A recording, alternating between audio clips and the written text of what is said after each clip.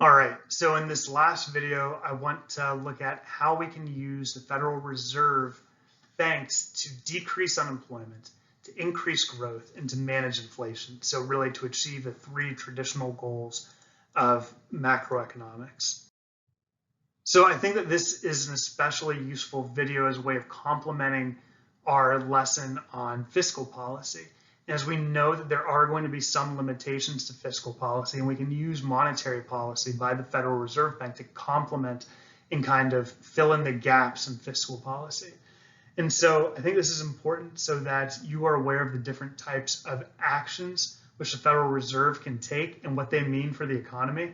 So if you're reading about something that the Federal Reserve Bank is going to do, you can form some sort of prediction about what is going to happen and what that means for the business cycle, what it means for the rest of the economy.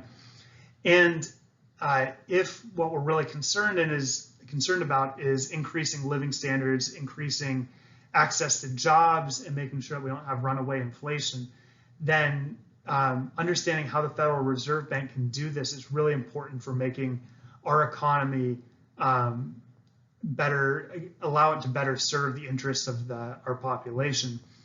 And you are going to be expected to be able to calculate changes in real GDP, in the real value of economic output, which are due to changes in the money supply. At the end of this video, we're going to discuss how we can do that.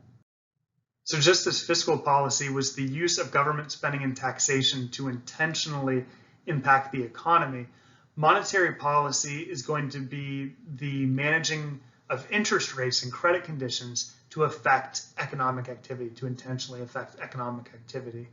And so it's going to be important to note that the Federal Reserve Bank doesn't manipulate interest rates directly. We don't just say the interest rates are now 4 or the interest rates are 1.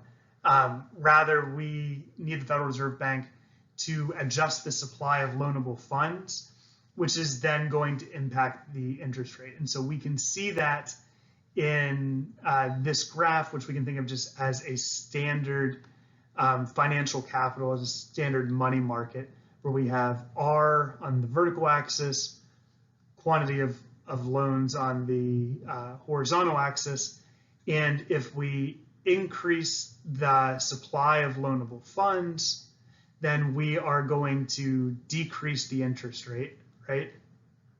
If we decrease the supply of loanable funds, then we're going to increase the interest rate. And so that then is going to have an impact on business activity, as we'll see later on in this video.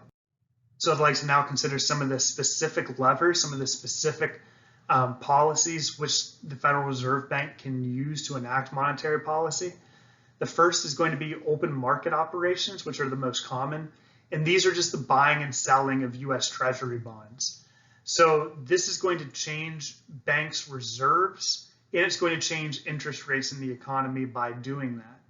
So if the Federal Reserve Bank buys bonds, then that's going to increase the reserves of banks, which can then use those excess reserves to send out more loans, and then we can apply the money multiplier to see what would happen there. And so specifically, if we're increasing the supply of excess reserves, supply of loanable funds in the financial capital markets, then we're going to be decreasing interest rates, which are going to decrease the federal funds rates for loans from banks to banks. They're also then going to change in response the for example, adjustable rate mortgages or fixed rate mortgages, which would then be loans which homeowners can, individuals and corporations can get from banks directly. So another type of policy would be changing the reserve requirements. So just as we saw in the previous video with what Sudan did in April or May of 2020, that by decreasing the reserve requirement, that means that every bank now automatically has more excess reserves that they can use to create new loans, create new money. And so dramatic changes are going to be least common of the reserve requirements, as they are thought to be disruptive and may impose too much of a shock on the system. We can also change discount rates, being the interest rate for the lender of last resort, being not the federal funds rate, being the rate at which banks can borrow from other banks, but the rate at which banks can borrow from the Federal Reserve Bank. And so if we have higher rates, then higher interest rates at which the banks can borrow from the Federal Reserve, then we're going to have fewer loans and we're going to have less money in the economy, right? So the money multipliers are going to be able to go into effect if we're not loaning out that money. So if the goal is to manage interest rates by increasing the money supply through distributing more loans, then we can see that if interest rates were to decrease, then consumption should increase. Homeowners or households should buy more homes, take out more loans for homes. And business investment should increase as well, because now it's going to be cheaper for them to make investments in their plant and equipment, that if they would wait to make those investments, interest rates could go up and it could become more expensive. And so that's going to increase aggregate demand, which would increase real GDP and increase prices. On the other hand, we may have contractionary monetary policy, which would be aimed to increase interest rates, which would decrease consumption and decrease investment. And so this is what we saw in the previous video as well, with the federal funds rate increasing from 2016 to early 2020, that the Federal Reserve Bank was a little bit worried that we were going to be heating up too quickly, that we had recovered from the Great Recession, and that if we didn't start raising interest rates back to what they were before the Great Recession, that we were going to have runaway inflation, and it was going to be bad for the economy. So this famously, or I guess notoriously now, made Trump openly criticize the chair of the Federal Reserve, being Jerome Powell, who he was then very praiseworthy of in 2020 in response to the coronavirus. And really, as discussed in the previous video, Jerome Powell received pretty much acclaim from everybody. But that policy, that monetary policy from 2016 to 2020, was an example of contractionary monetary policy, which was aimed as a way to decrease price levels or prevent inflation. So I'd recommend keeping this illustration in your notes or knowing how to access it. This is a good, quick illustration of how different types of monetary policy are going to impact the economy. So if we increase the money supply, either through open market operations or by changing the reserve ratio or the federal funds rate or the discount rate, then the goal is to decrease interest rates, which are going to increase consumption and investment, which increases price levels and GDP, just as we saw in the previous couple graphs. Contractionary monetary policy then would be the opposite, decrease money in the economy, which would increase interest rates, decreasing investment and consumption, which would then decrease price levels, but also decrease real GDP. So just as with fiscal policy, monetary policy isn't bulletproof either. There's going to be limitations and pitfalls of monetary policy. First of all, the effects generally aren't going to be immediate. We can think of them as having closer to a 3-year payout by the time that multiplier works its way through the economy and sufficient loans are lended to increase the money supply, which would decrease the interest rates.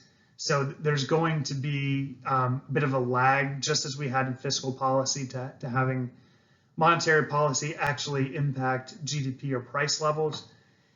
Secondly, and importantly, we can't force banks to loan reserves, especially if they're frightened, if they're scared little banks. So there's an asymmetry here, that we can force banks to cut back on their loans.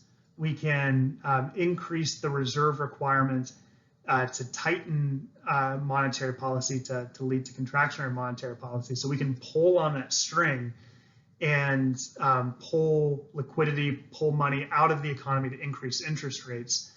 But we can't push on that string. If we push it, there's no guarantee it's going to go anywhere. It might just bunch up. And that's because we cannot, if the banks are worried that there's going to be a bank run and they want to keep sufficient loan reserves on hand to meet that demand, we can't force them to make those loans. And so this is where we get into kind of a liquidity trap, zero lower bound situation, where if interest rates are already zero, how can we increase consumption and investment? Because the incentive that we're providing is it's going to be cheaper to buy a home now or to take out a loan for an automobile or for plant and equipment investment for a company. But it doesn't get any cheaper than zero unless we're going to pay you to take out a loan now, which, as we said, some other countries have done. So that is going to also be a limitation to our use of monetary policy to increase GDP. So another pitfall of monetary policy is going to be that the velocity of money can be unpredictable. And by velocity of money, we just mean how quickly money changes hands, how quickly one person's spending becomes another person's income. And so here we can actually calculate the velocity of money by using the measure of nominal GDP and dividing it by the money supply. And so we can see in a given year how many times that money changes hands. And this is going to lead to the basic equation of money, which is that the money supply multiplied by the velocity of money, how quickly it changes hands, is going to equal nominal GDP, which is going to equal the price level multiplied by real GDP. And so that's going to give us this equation, which I'd recommend memorizing because it's relatively simple. And it's just MV equals PQ. And we can use that as a way to determine what the optimal amount of change in the money supply would be to change the real GDP in the economy. So to illustrate how we could apply this formula, how we could apply this equation to make such a calculation, let's consider the following example. If we want to know how much of an increase in real GDP would be caused by an $800 billion increase in the money supply, if we assume that it causes prices to increase by 10% and the velocity to remain fixed at 3. So in the following slides, the following illustrations, we will illustrate that primary basic equation of money, MV equals PQ, and use that as a way that we can consider one equation and one unknown variable to solve for that unknown variable, which is going to be the increase in real GDP. So I'm going to recommend going through the following steps for these types of problems. I want you to find the original real GDP, then to find the new GDP with the increased money supply, and then just to calculate the difference. So it's more or less just multiplication and subtraction here between two different calculations. And so if you want to do that before I show the answer, this could be a good opportunity for you to test your ability to implement this new formula. So you can feel free to pause this video and watch the answer when you're done. So when we apply some actual numbers to this equation, we can see that it's more or less a straightforward calculation that when the velocity is held constant at 3, when we say that the price level is going to increase by 10% and the money supply is going to increase by 8,000, then we can solve for Q. We can solve for the real GDP in each of these models, and then we just take the difference between those two and find that delta Q is going to equal 10.9, which is going to represent the increase in real GDP that would be attributable to an increase in the money supply if these assumptions are met.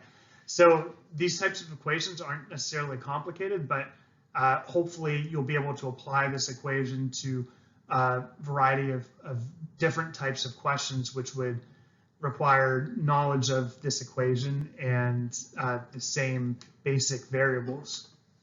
And so that is it for the week. This will be the last video for this week, and we will see you after the presidential election. So good luck. We'll see you on the other side.